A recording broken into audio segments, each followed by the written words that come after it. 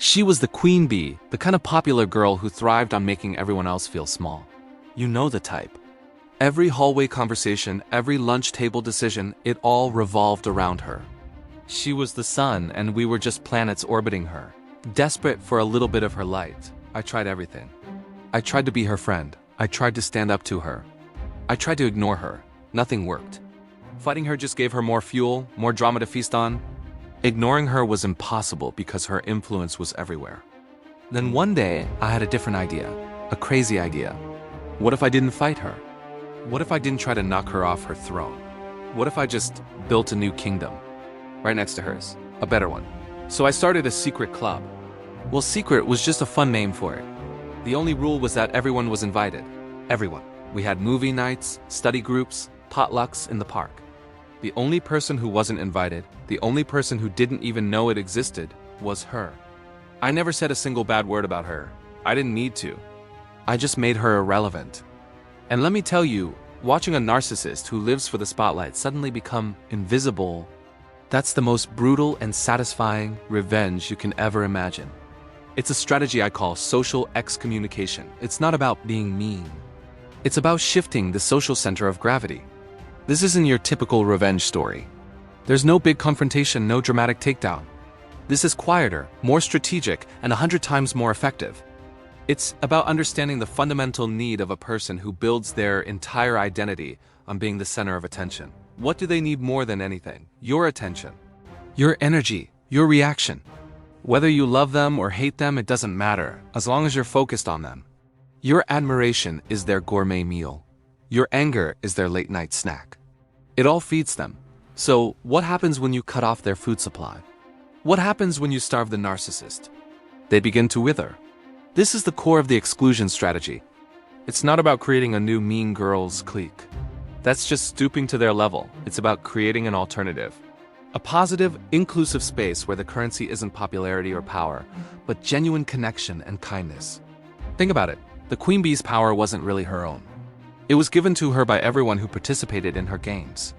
Every whispered secret, every person she made us exclude, every ounce of fear or admiration we gave her, we were the ones propping up her throne. The moment you stop playing the game master loses all their power. My little secret club started small. It was just me and a couple of friends who were also tired of the drama. We started a group chat, planned a Friday pizza night. The key was, we didn't announce it as an anti-her movement. We just did our own thing. We invited another person who was always on the outskirts. Then another. We focused on making our gatherings fun and welcoming. The only unspoken rule was a zero-tolerance policy for gossip about her. If her name came up, we'd gently change the subject. Oh hey, speaking of movies, has anyone seen that new sci-fi flick? It was like a silent revolution. Slowly, people started to realize there was another option. They could go to a party where they felt anxious and judged, or they could come to our bonfire where everyone was just laughing and eating s'mores. The choice became pretty obvious. The social landscape started to shift, not with a loud earthquake, but with a quiet, gradual tectonic plate movement. We weren't actively excluding her in a way she could point to and call us bullies. We were just building a world that didn't include her. We weren't icing her out. We were just turning up the heat in our own circle, making it the warmest, most inviting place to be. She couldn't complain that she wasn't invited to things she didn't know about. She couldn't rage against the group that never even acknowledged her existence. Her usual tactics, pitting people against each other, starting rumors, they just bounced off. We weren't listening. We were busy having a good time. Now, let's break down why this is so devastating for a certain type of personality. Why does irrelevance hurt so much more than hate? Because hate is a form of engagement.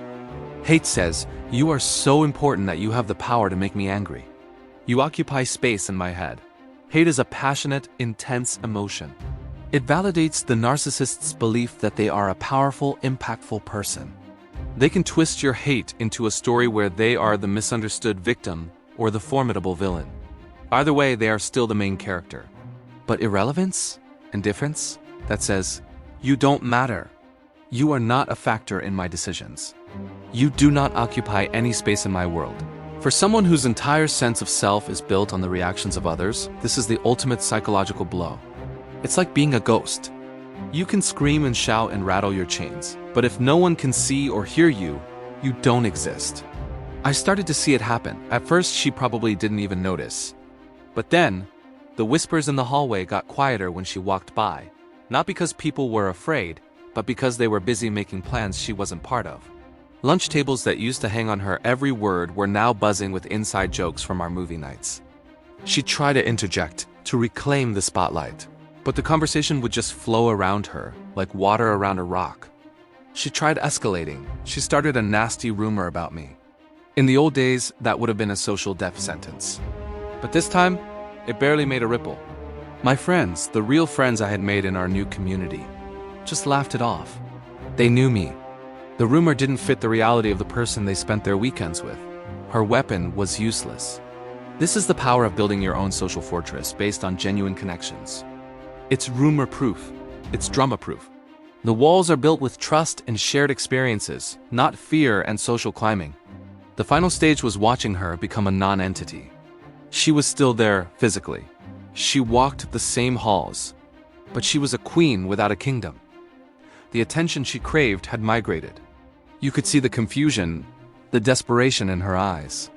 She tried to get angry, but there was no one to fight with. She tried to befriend us, a tactic she'd never had to use before, but the group dynamic was already set. It was a community built on authenticity, and her brand of social manipulation just didn't have a place. Being hated makes you a famous villain. Being ignored makes you nobody. And for a narcissist, being a nobody is a fate worse than death. They are erased from the story. They can't fight an enemy who doesn't acknowledge them. They can't manipulate people who aren't paying attention. They are left alone in their empty throne room, with no audience to applaud or boo, just silence. This strategy of starving the narcissist isn't about revenge in the traditional sense. It's about self-preservation and creating a healthier environment for yourself and others. It's a constructive act, not a destructive one. You're not tearing them down. You're building something better somewhere else. The byproduct is that their power structure, which is built on a foundation of sand, simply crumbles on its own. The process taught me the most valuable social lesson of my life. You can't control what other people do, but you can control where you invest your energy. Pouring energy into fighting a toxic person is a losing game. You're just giving them what they want. But investing that same energy into building positive, genuine connections? That creates a force field that toxicity simply cannot penetrate. So what does this look like in the real world, beyond high school hallways? It's the same principle.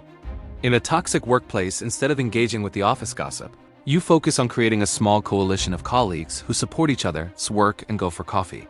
You build your own island of sanity. In a toxic family dynamic, you can't change your narcissistic relative, but you can limit your contact and invest your emotional energy in your chosen family, the friends who uplift you. It's about a silent revolution. You don't need a declaration of war. You just need to start a new world. Invite good people in. Focus on positive activities.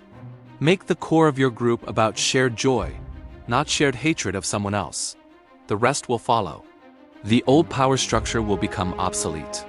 Think of it like this. You're not putting out their fire. You're just building a much bigger, warmer bonfire a little distance away. Eventually, everyone will want to come stand by your fire, not because you forced them, but because it's simply a better place to be. And the person left standing by their dwindling embers, shivering in the cold, they did that to themselves. You just chose to create your own light. And in doing so, you made them invisible. That's the real power. Thank you so much for watching.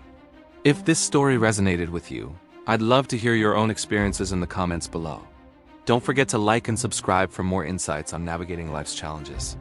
See you next time.